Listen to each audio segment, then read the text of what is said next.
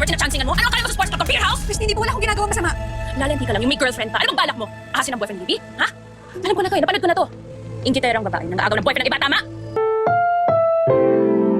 Ang programang ito ay rated SPG. Striktong patnubay at gabay ng magulang ang kailangan. Maaaring may masiselang tema, lengguwahe, karahasan, sexual, horror o droga na hindi angkop sa mga bata.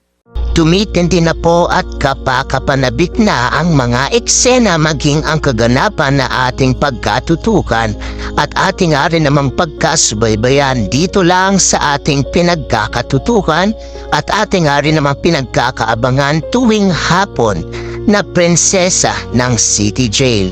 Simula pa lang nga din naman kasi ito na ito nga rin namang si Charlene. Matapos nga rin naman kasi na mapansin ito na sobrang gaan nga rin naman ang loob niya dito kay Princess na siyang daan nga rin naman na siyang hindi nga rin naman kasi nito naramdaman dito kay Liberty na siyang pinalaki nga nitong si Charlene. Daan na nga rin ba para sa ganon ay ikabigla na nga lang din naman itong si Princess ang sasabihin nga nitong si Charlene sa kanya dahil nang magkakilala nga rin naman ang dalawa ay naantig nga itong si Charlene sa pagsusumikap nitong si Princess na makilala nga rin naman ang tunay nitong ina.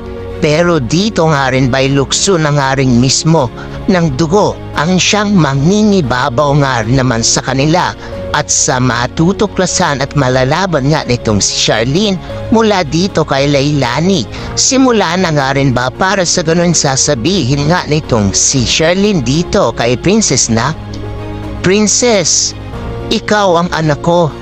Ako ang totoo mong ina, maniwala ka sa akin anak. Simula na nga rin ba ito para mapapatunayan nga rin ba ito ni Charlene dito kay Princess at daan na nga rin ba para tuluyan na nga rin bang mabubuo ang pamilya nila o sisirain nga ito ni Liberty maging nitong si Divina na ating pagkakaabangan.